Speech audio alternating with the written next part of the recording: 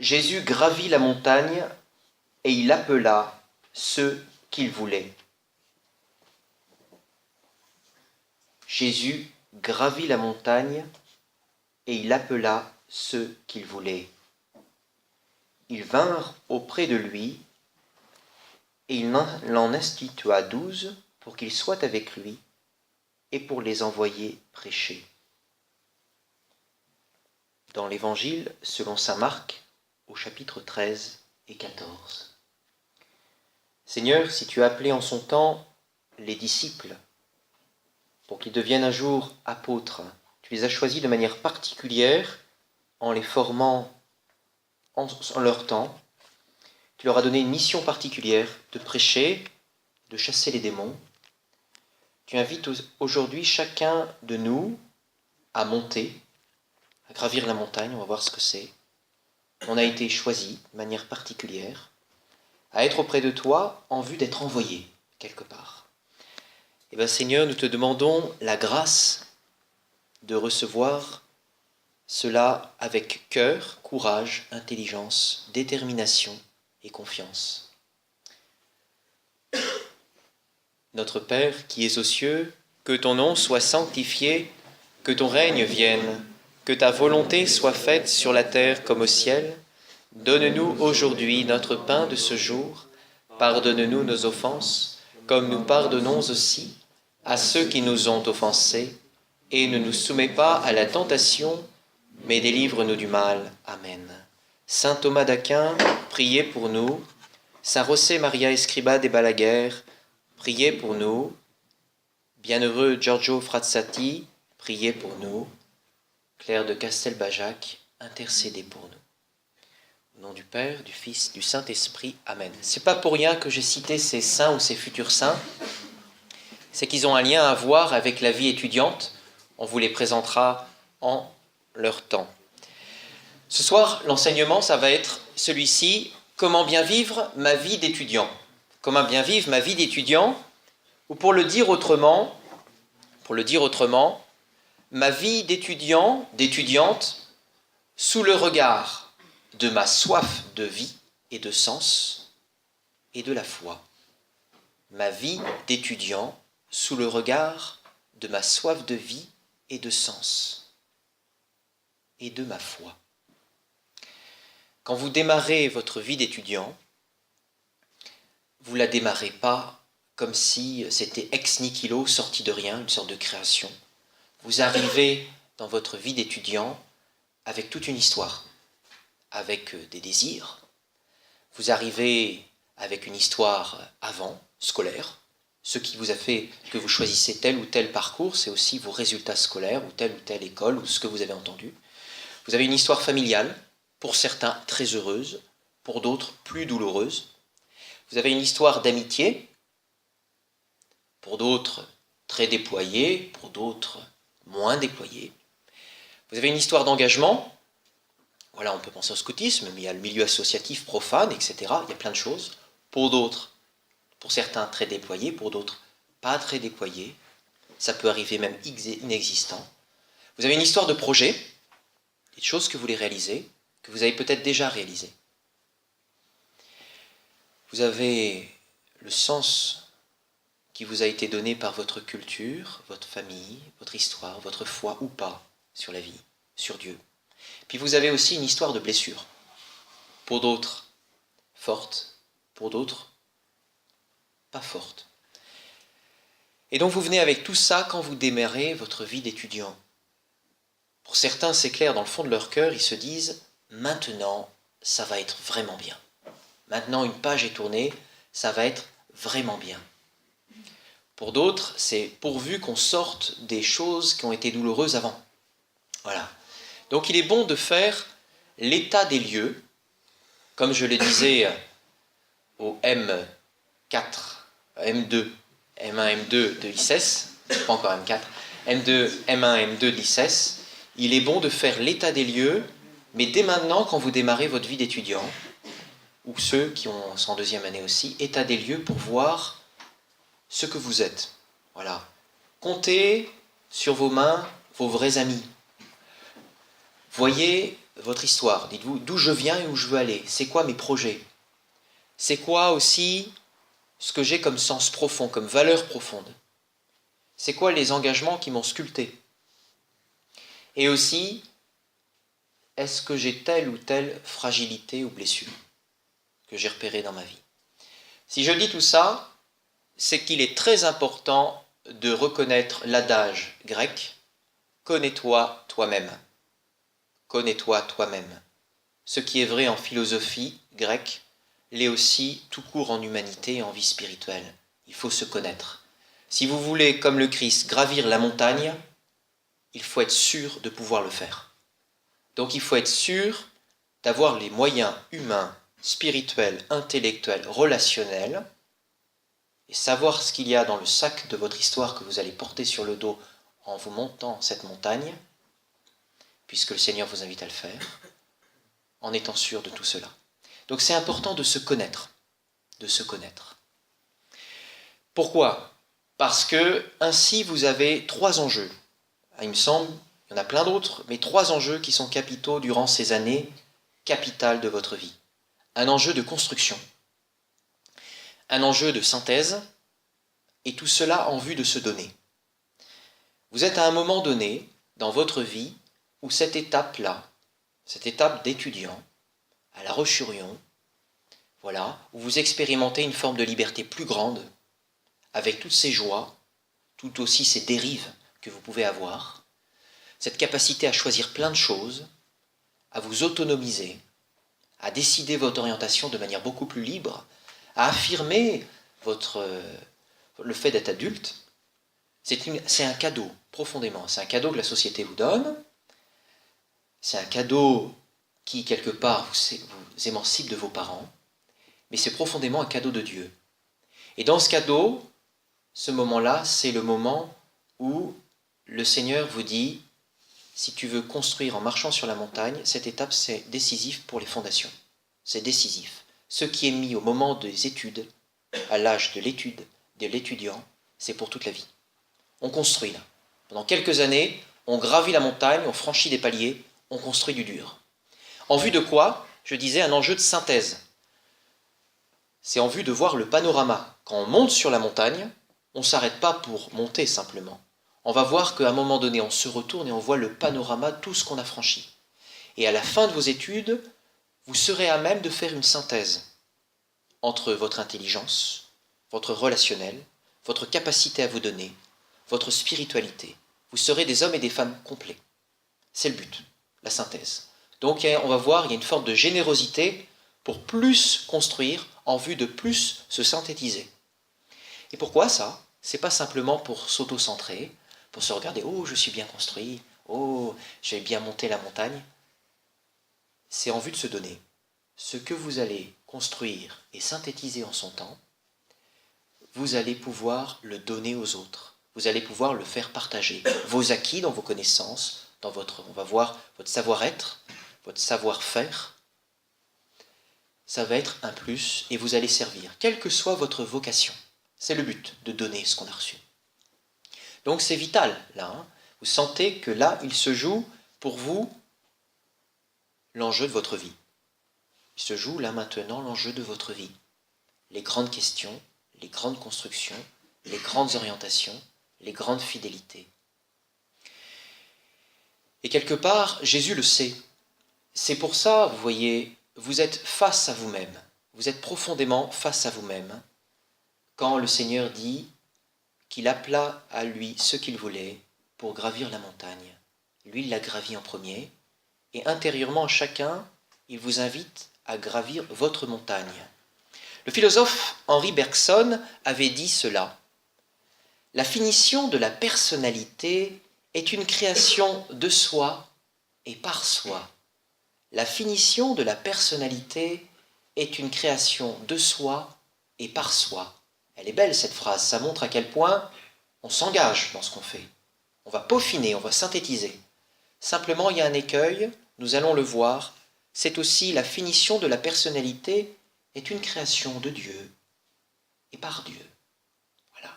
Nous verrons que tout consiste à tout faire par nous-mêmes et en même temps tout consiste à se laisser faire par Dieu en toutes choses.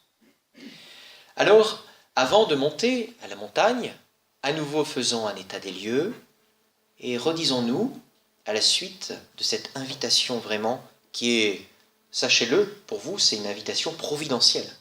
Le fait aujourd'hui de décider de gravir dans vos études la montagne, c'est une étape providentielle. Quel est mon idéal ? Quel est mon idéal que je veux vivre comme étudiant ? Mon idéal de vie. Quelles sont mes valeurs profondes ? Quel est mon idéal ? Quels sont mes désirs ? Et je nous invite à avoir de grands désirs, pas des petits, de grands désirs, à viser très haut, à viser très haut. Je disais aux jeunes de la maison Saint-Henri d'Aury, l'origine n'est pas le fondement. L'origine n'est pas le fondement. Quand j'ai dit cela, qu'est-ce que nous avons dit ? Si vous êtes né un jour, à une date précise, d'une famille précise, ça c'est l'origine.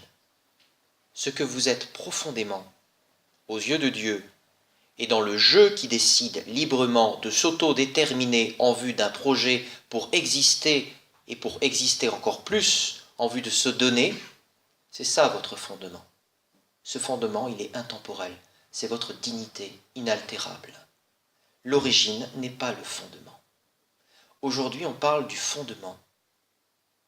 Voyez ? C'est pour ça que quand on parle des blessures, quand on peut avoir des blessures quand on va monter la montagne, souvenez-vous que les déterminismes, quels qu'ils soient, familiaux, affectifs, relationnels, ne sont pas des absolus. Les déterminismes ne sont jamais des absolus. On peut les dépasser. L'origine n'est pas le fondement. Et donc on peut gravir la montagne, et ce qui est de l'ordre du tempérament, certains sont colériques, étourdis, et j'en fais partie. Certains sont paresseux de nature. Certains sont orgueilleux.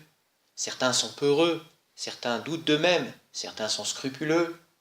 Certains sont naïfs. C'est le tempérament.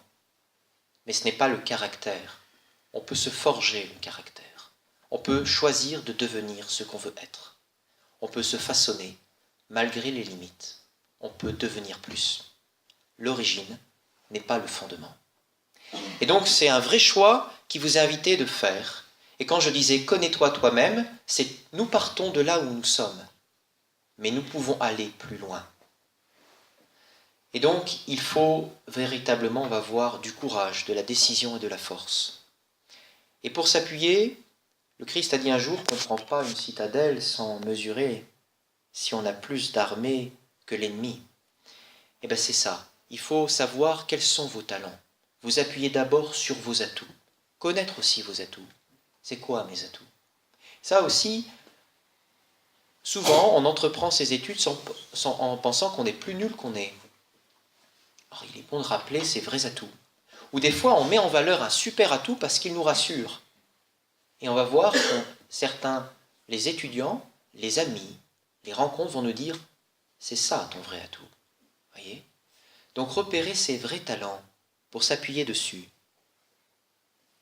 Alors, je dirais il y a des chantiers qui vous sont envisagés, comme pour gravir la montagne, des chantiers qui vous sont envisagés, qui vont se synthétiser plus tard. Voyez-vous, vous franchissez, vous et moi, la montagne sur plusieurs chemins en même temps. Il y a le chemin intellectuel, on fait un parcours, on va gravir, on part d'où on est et on gravit le chemin. Et particulièrement quand on est étudiant, c'est un chemin central, capital, ça prend le plus de votre temps. Il y a le chemin de la maîtrise de soi, de la maîtrise de soi. C'est un chemin qui consiste à travailler ce qu'on est, travailler ce qu'on est. Il y a un chemin qui consiste au travail spirituel, c'est profondément l'intériorité. Et il y a un chemin qui consiste à se donner, à servir, à accueillir les autres. Tous ces chemins-là, vous les franchissez avec plus ou moins de vitesse, avec plus ou moins de générosité, mais en même temps. Pourquoi ? Parce que la montagne est large et on n'en fait pas le tour. Et pourtant, au sommet, il n'y a bien qu'une pointe. L'enjeu, c'est que ça se rejoigne, que ça se synthétise. Et vous verrez que le travail intellectuel aura des incidences sur le travail relationnel et le don de soi. Le travail intellectuel aura des incidences sur le travail spirituel. Le travail spirituel aura des incidences sur la maîtrise de soi et sur le travail intellectuel. Les points se rejoignent et arrivé en haut, on voit le panorama de ce qu'on a franchi. On s'est synthétisé pour mieux se donner.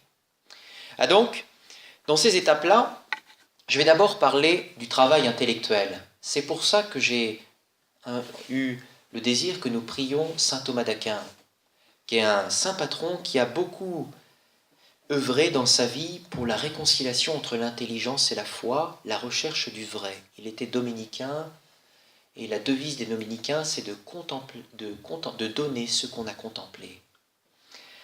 Alors, votre recherche intellectuelle, je dis bien recherche intellectuelle et non pas simplement acquisition de savoir pour passer un diplôme.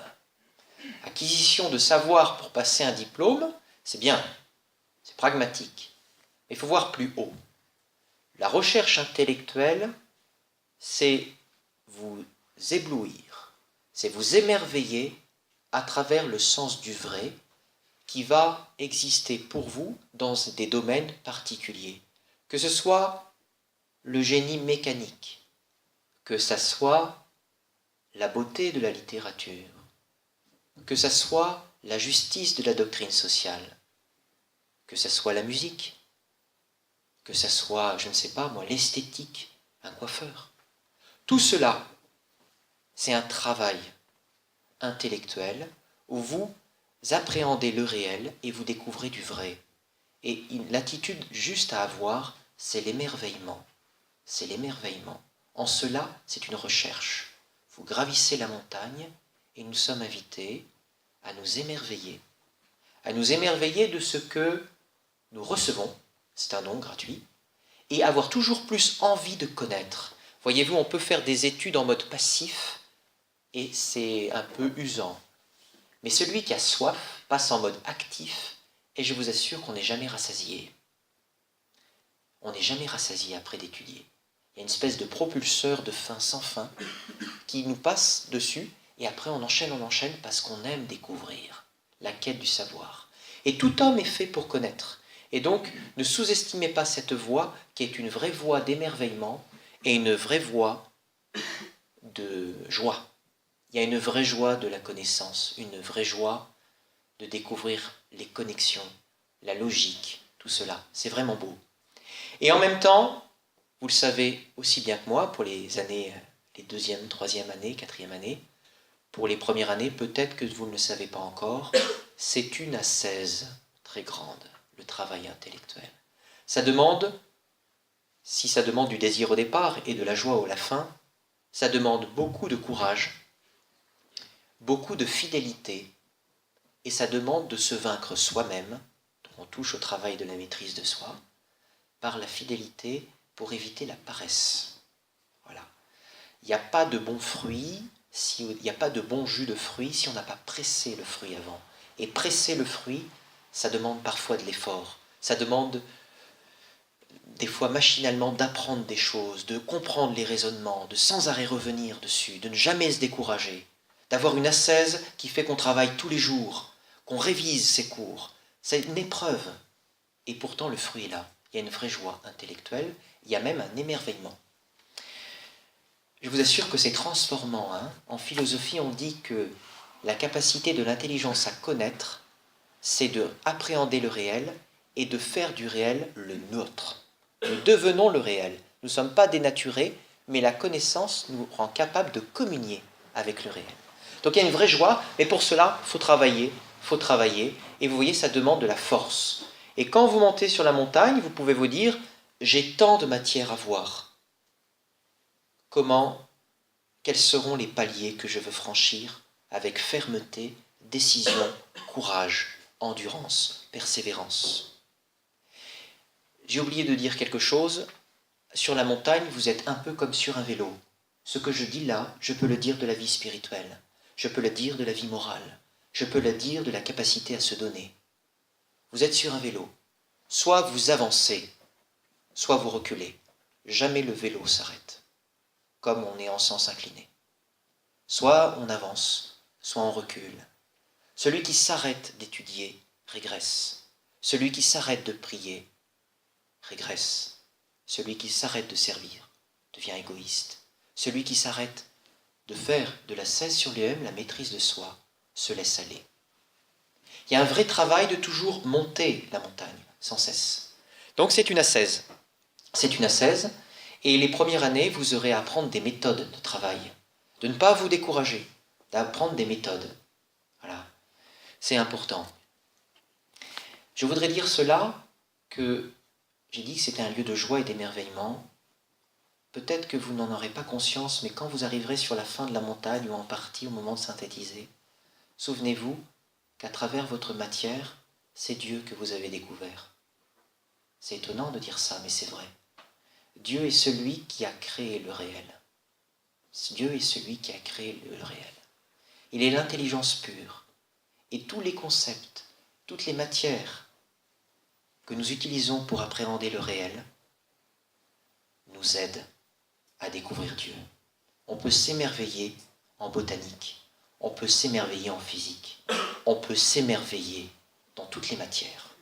Et Dieu, c'est ça aussi. C'est ça aussi. Il est l'intelligence.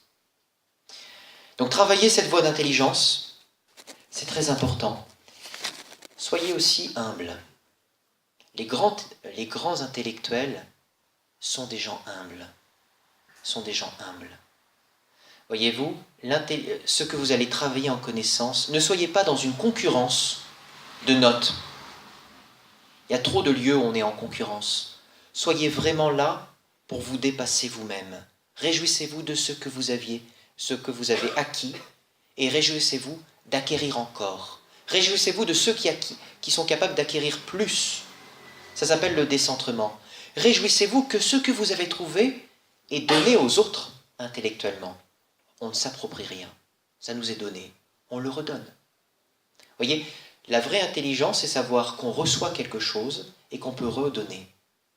Et ça implique l'humilité. Si on est auto-centré, par exemple, voilà ce que j'ai acquis, je le garde pour moi et je ne peux pas le donner parce que l'autre, sinon, il va me concurrencer et avoir de meilleurs résultats. On est déjà dans une dimension de perversion. Et comment plus tard on pourra donner son savoir alors? Ça ne sera plus qu'un pouvoir. Voyez, c'est très important de se faire serviteur de ces connaissances.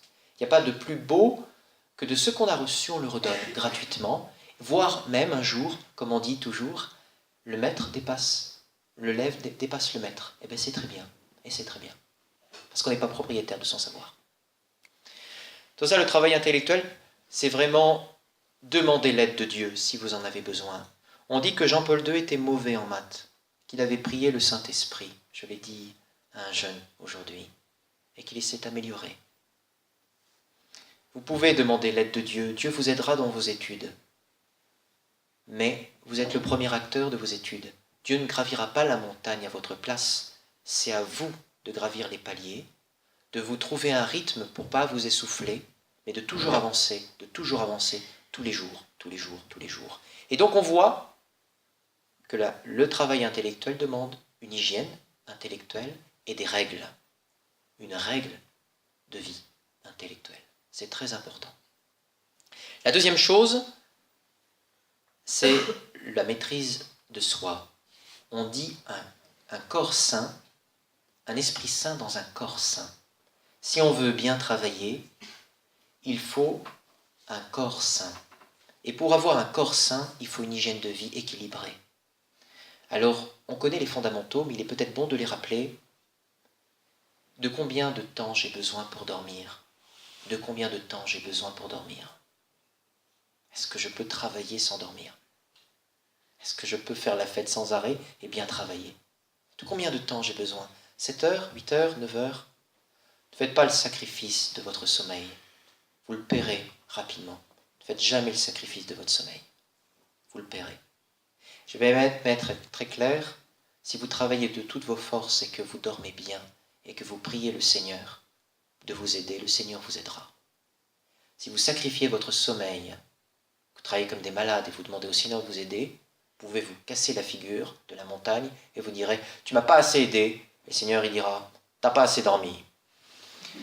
C'est vraiment important, soyez capable de dormir. Soyez capable de dormir. Et je me souviendrai de ce conseil d'un père du séminaire qui disait « Soyez plus fort que votre force. Soyez plus fort que votre force. » C'est-à-dire, sachez dire stop quand il faut. Sachez dire stop.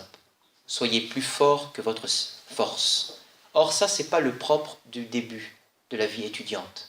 En général, on découvre qu'on a une Formule 1 dans les mains et on y va à plein pot, à fond la ligne droite avec tout le kérosène, tout l'essence, puis dès qu'il y a un virage, il n'y a plus d'essence. Or, il faut apprendre à mesurer son effort sur du long terme. Soyez plus fort que votre force, le sommeil. Soyez capable aussi d'avoir de vraies détentes. Et la détente est très mal comprise. Quand on a la pression pour ses études, on a du scrupule à se détendre. C'est une bêtise. C'est une bêtise. Prenez de vraies détentes, éclatez-vous dans vos détentes. Mais choisissez vos détentes librement, assumez-les. Qu'est-ce que ça veut dire? Ça veut dire que quand on choisit de travailler ou de dormir, on assume son choix, on y va jusqu'au bout. Et quand on prend une détente, on se canalise sa détente, 1 heure, 2 heures, mais délimitée. Et là, on la vit pleinement, comme un sas qu'on a choisi. Ce que vous faites, en gros, choisissez-le. Combien de détentes ne sont pas choisies, ne sont que des refouloirs, des fausses détentes qui ne reposent pas, qui n'aèrent pas. On travaille, et exténué, on se détend. Ce n'est pas une vraie détente. Il faut mieux travailler, s'arrêter, plus fort que sa force, une vraie détente et on repart. Donc il y a aussi une ascèse de la détente, vous voyez, une capacité à se dire « stop, je me détends ». Ou alors de dire « stop, j'arrête de me détendre ». Combien de fois aussi on se détend et ça dure, ça dure, ça dure. On devient esclave de la détente. On devient « oh, allez, un petit jeu sur Internet, c'est bien, allez, parti. Oh, mais j'ai raté là, je vais reprendre là, une deuxième partie. Oh, mais il est en train de me battre là, une troisième partie. » Puis on s'était dit 5 minutes, 2 heures, 3 heures, 4 heures, puis après on prie le Seigneur pour nous aider pour les études, quoi. Vous voyez, la capacité à choisir sa détente, à dire oui, mais à dire aussi un vrai non. Que votre oui soit oui, que votre non soit non. Ça va dans les détentes. J'ai l'impression que ça touche certains. La nourriture. On ne gravit pas la montagne si on mange rien. Mangez bien. Mangez bien. Comme disait un vieux prêtre, surtout, priez bien, dormez bien, mangez bien. Donc c'est vrai, mangez bien. Mais là encore, sachez aussi ne pas manger n'importe quand. Il y a une maîtrise de nous-mêmes à avoir. Il y a une maîtrise de nous-mêmes. Il y a une maîtrise vraiment de nous-mêmes, de notre appétit. On peut se vider dans la nourriture. C'est le péché de gourmandise. On peut littéralement se vider. Mangez ce qu'il vous faut. Et n'ayez pas de complexe vis-à-vis de l'autre qui mange moins. On ne fait pas l'ascète quand on travaille. On travaille, on mange. Thérèse d'Avila disait « je jeûne, mais quand je mange, je mange ». Donc mangez, mais pas à côté. Sachez vous dominer. Cette capacité d'apprentissage, de domination sur vous-même, l'origine n'est pas le fondement. Vous fondez l'être humain qui est maître de lui-même. Et c'est important. Et dans la nourriture, il y a des enjeux primaires qui se jouent de la capacité à se dominer. C'est important. Le sport, je parle pour vous messieurs, mais pour tout le monde, le sport est un besoin aussi, vous pouvez exprimer le besoin de canaliser vos énergies, c'est important. Vous voyez, ça fait partie de l'hygiène de vie. Et puis je rajouterai aussi 2 éléments, on en parlera tout à l'heure, les amitiés, les vraies amitiés qui ressourcent, qui élèvent, on va en parler, et la prière. La prière. Un esprit saint dans un corps saint et une âme sainte. Et une âme sainte. La prière fécondera votre agir. La prière vous aidera à vous recentrer. Comme elle est vraie la vertu du silence qui nous aide à faire une pause, à nous recentrer sur nous-mêmes, à nous reposer, à nous reconstituer pour entendre réellement ce qui est important. Pour pouvoir nous aider après à discerner dans le travail Par exemple, faites une pause dans le travail et priez. Vous verrez qu'on est capable après d'être plus assidu à ce qu'on fait. Détendez-vous un bon coup, videz-vous, et puis après, priez. Vous verrez qu'on est beaucoup plus réceptif, qu'on se découvre là où on est. C'est comme le bol d'air en montagne, c'est comme le bol d'air. Après avoir bien transpiré, on se pose et on respire, et le cœur, le corps se dilate. C'est vrai. Faites cette expérience. Faites cette expérience maintenant parce que vous n'êtes pas encore au moment de la vie hyperactive. Dans le monde professionnel, beaucoup de choses on rate parce qu'elles n'ont pas été mises en amont. Si vous mettez un rythme en place, on va en parler de la prière, vous construisez la capacité de respiration sur la montagne et quand vous les aurez finies, vous serez capable d'appréhender cela. Combien de gens sont asphyxiés, ne sont plus maîtres d'eux-mêmes, que ce soit par la détente, le travail, le temps, la nourriture, plus rien. Alors la prière, on n'en parle même pas, ils étouffent. Mais c'est vrai. Posez-vous véritablement tout ça. Souvenez-vous aussi de cela. Pense avant d'agir, prie avant de penser.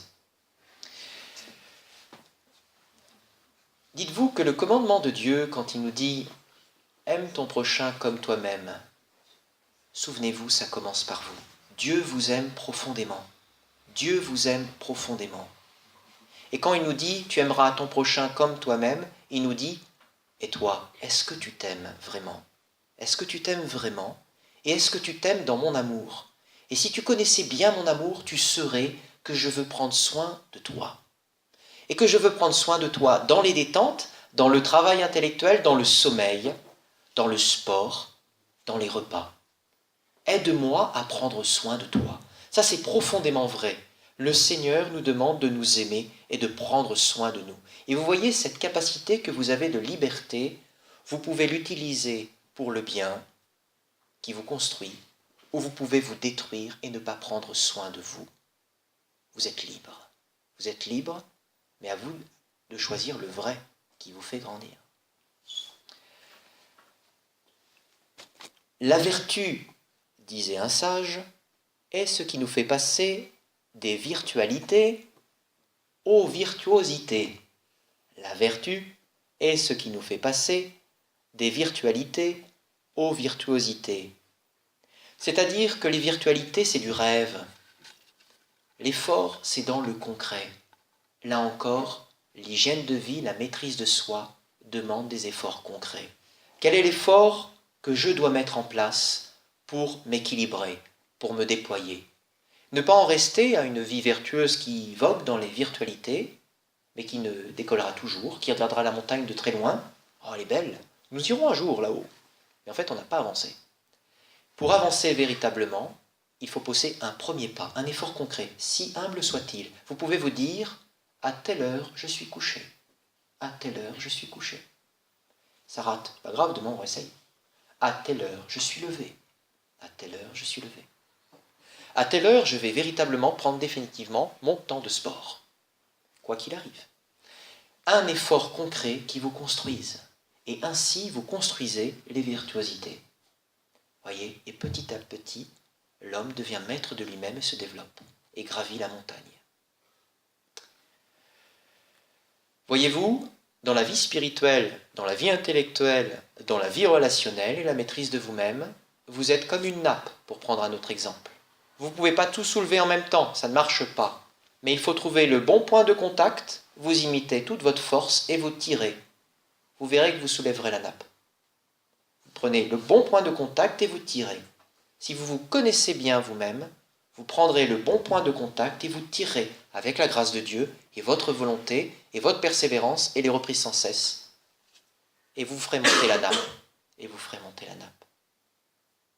Et il y en a qui font plein d'études, mais le Seigneur ne les attend pas là. Ils ont peur de rater leurs études,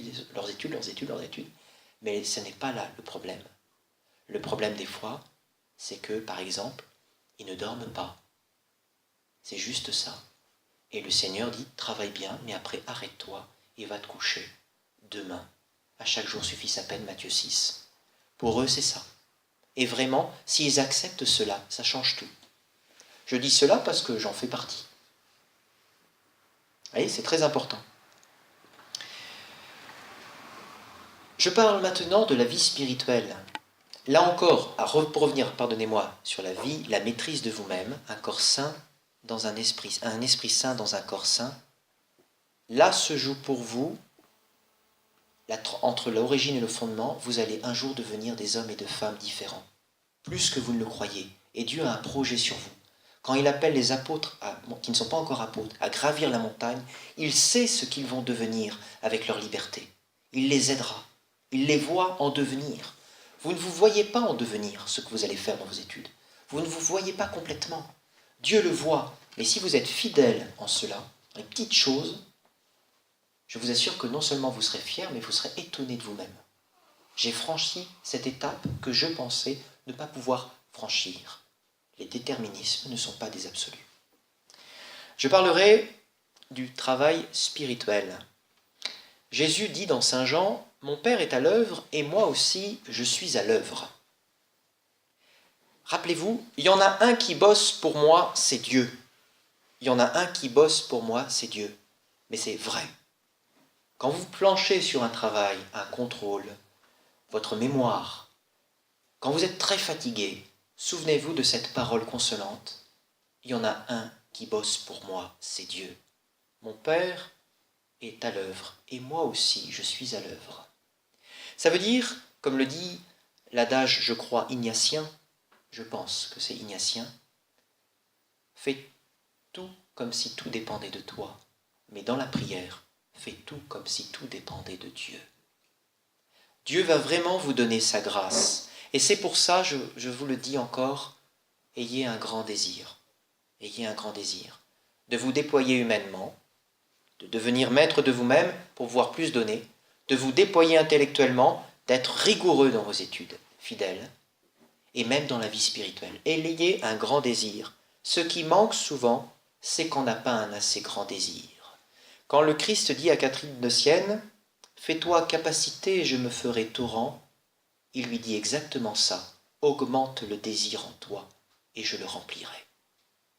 Ayez un grand désir et visez les hauteurs, les hautes montagnes. Ne vous relâchez jamais. Et alors le Seigneur vous aidera à avancer.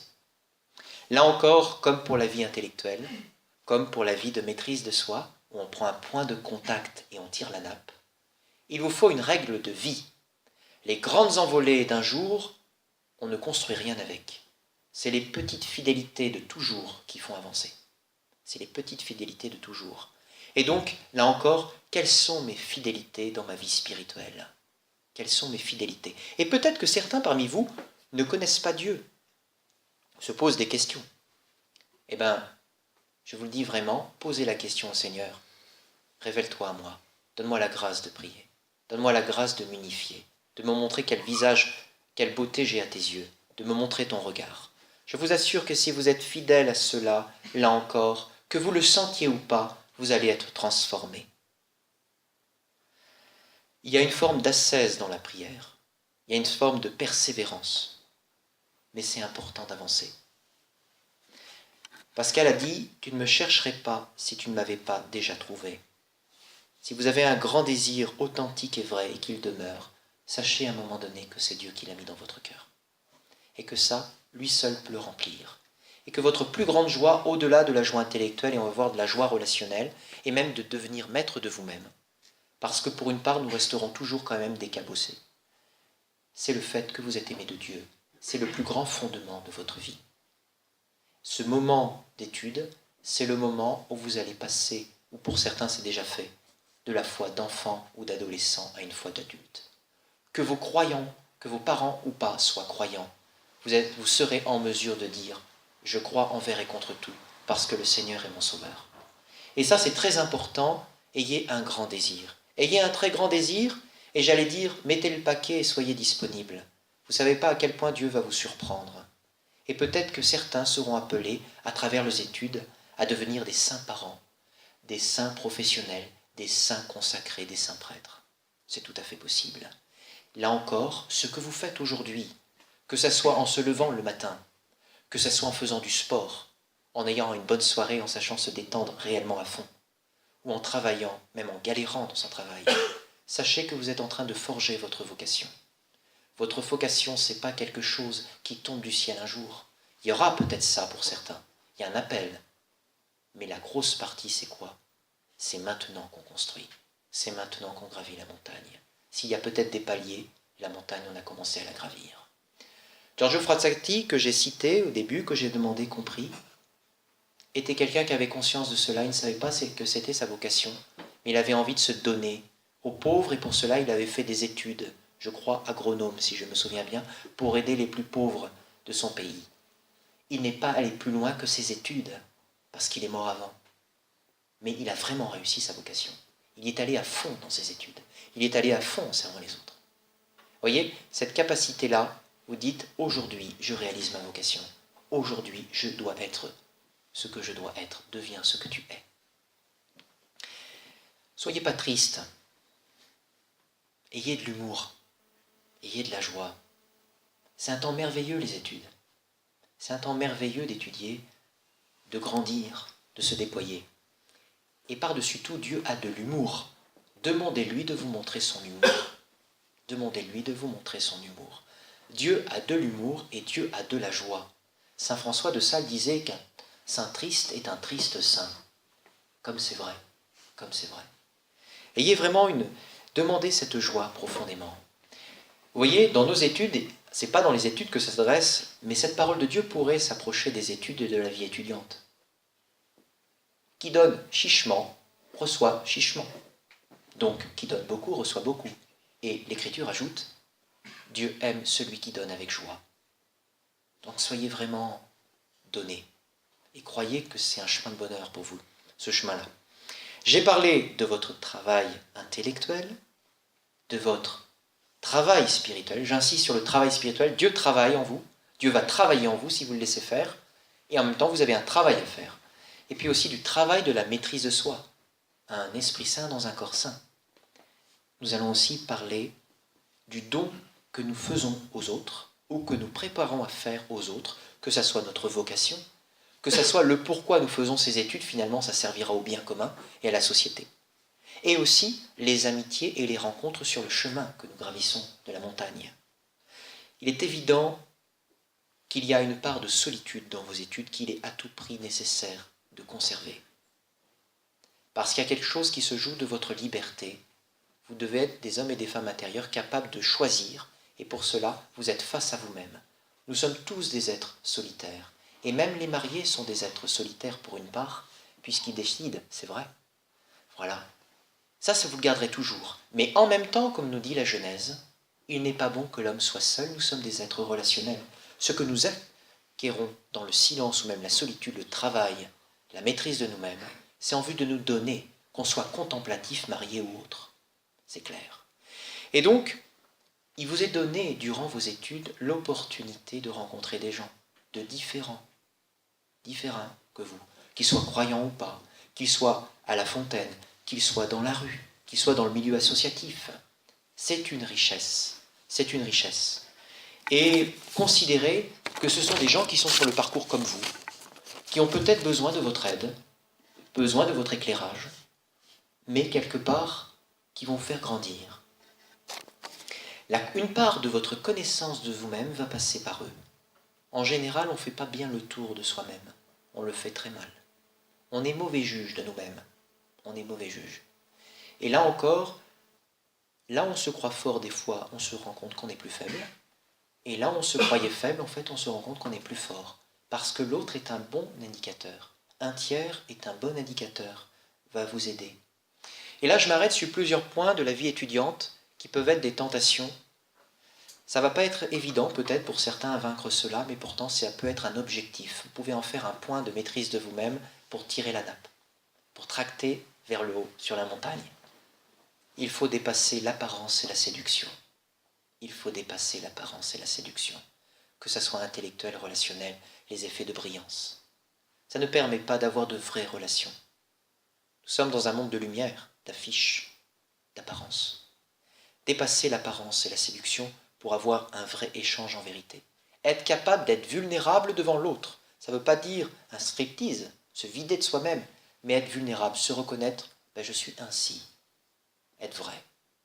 L'homme La société aujourd'hui a besoin d'hommes et de femmes vrais. Combien on se ment, comment on fait façade.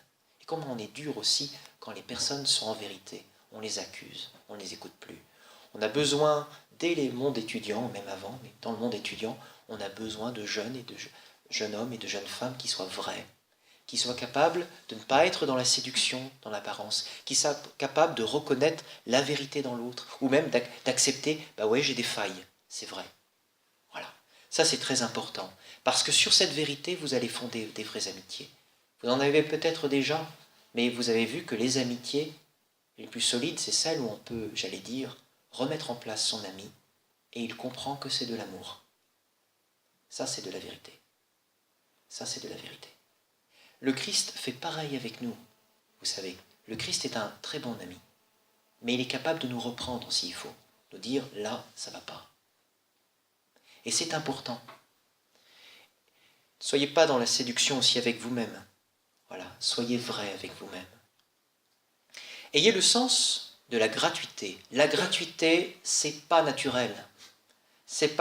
La gratuité, c'est pas naturel. Hein. On est très auto-centré. Depuis qu'on est pécheur, on est très auto-centré. Et donc, c'est important de se décentrer. Et vous voyez, c'est comme un muscle. Ça demande de l'effort, de s'intéresser à écouter ce que dit l'autre, de servir. Je me souviendrai qu'un jour, un prêtre me disait, en voyant un évêque parler, un italien, je crois, il avait dit, ce gars-là a appris à écouter. Ça se voit. Ce gars-là a appris à écouter. Je n'avais pas compris ce qu'il avait dit ce jour-là, et en réfléchissant avec le temps, ce que j'ai compris, c'est effectivement ce prêtre-là avait compris, avait appris, avait travaillé à se décentrer de lui-même pour écouter toute personne qui venait à lui. Vous voyez, cette gratuité. Et là, c'est très important que nous ayons une forme de gratuité, que ce soit dans le service, la générosité, le don de vous-même. Mais ça peut être aussi la capacité à recevoir. Il y en a qui se mettent comme des malades à être des super serviteurs, ils sont incapables de recevoir quelque chose de l'autre. Il veut être absolument autosuffisant. Pas de faille, pas de faille. Mais non, il faut capacité de recevoir. Voyez. Et parfois, il est bon d'avoir une vraie faille et que l'autre dit « je vais t'aider ». C'est un peu humiliant, mais on rentre dans la gratuité. Tirez les jeunes, tirez ceux qui vous entourent vers le haut. Si vous êtes sur la montagne, vous verrez qu'il y en a qui se découragent, que ce soit dans leurs études, que ce soit dans la maîtrise d'eux-mêmes, que ce soit dans les relations, que ce soit dans la vie spirituelle. Vous aurez plusieurs options. Soit alors vous voyez la personne qui descend de la montagne, et vous lui dites « Oh ben t'as raison, finalement c'est nul, on va faire pareil. » Alors on y va. Alors on dit jamais ça en fait, mais en fait on agit pareil. On agit pareil. Il est parfois salutaire d'avoir un saint coup de gueule, un point énergique qui dise « Eh non, reprends-toi, il faut se reprendre là, hein. Tu vas travailler, tu reprends, tu es capable, on y va. » Ça peut l'aider à reprendre la montagne. Ça peut l'aider à reprendre la montagne. C'est vrai, hein, c'est important. Ça peut être aussi, vous sentez que telle conversation, telle approche un peu oisive, un peu laissée aller, va vous rabaisser, va vous vider. Alors c'est la détente.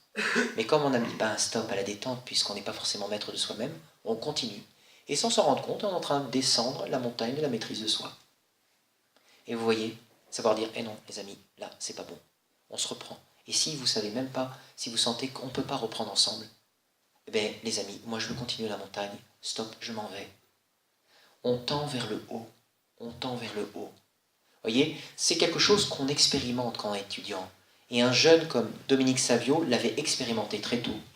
Voyez, il savait dire, on monte vers le haut, devant ses amis. Ça, c'est important de savoir le faire. Voyez, ça s'appelle la correction fraternelle. Par-dessus tout, vous devez avoir de l'espérance pour vous. Vous devez avoir de l'espérance pour vous. Pensez que Dieu va vous aider, qu'il œuvre et qu'il a un plan pour vous, que vous ne connaissez pas dans vos études. Et donc, c'est la même chose, pensez que vos amis, les jeunes autour de vous qui peuvent se décourager, ayez de l'espérance pour eux. Pensez qu'il y a un plan, vraiment. Et on n'est pas forcément maître de la vie d'un autre. On n'est jamais maître, on ne sait pas toujours comment l'aider. Pourtant, il y a un plan. Soyez des personnes de réconfort. Je termine par un micro-point. Le temps qui vous est donné est une grâce. Le temps qui vous est donné. est une grâce. Quelqu'un un jour m'a dit, le temps est une miséricorde. Le temps est une miséricorde. Ce que vous faites, parce que c'est totalement vous-même, et ça peut être totalement l'aide de Dieu, si vous le voulez, ça va se faire en son temps. Donnez-vous à fond, comme si c'était urgent, et acceptez d'avoir de la patience en même temps. C'est difficile, et pourtant ce temps-là, il vous est donné comme, je ne sais pas, quelque chose qui va germer. Quelque chose qui va germer. C'est un temps précieux que Dieu vous donne, et voilà. Et si vous sentez que vous ne réalisez pas tout de suite, laissez faire le Seigneur. Continuez, avancez la montagne. Peut-être que le plateau, le panorama sera plus haut pour vous, vous ne le voyez pas maintenant. Peut-être que vous verrez, même à travers les erreurs de parcours, même à travers les ratés, les redoublements, même à travers les hésitations, vous verrez que si vous y donnez à fond et confiez ça au Seigneur, il peut le rattraper, il peut unifier, il peut synthétiser, il peut le montrer le soleil. Alors voilà, Jésus gravit la montagne, il appela à lui ceux qu'il voulait, et il nous invite à chacun à gravir la montagne.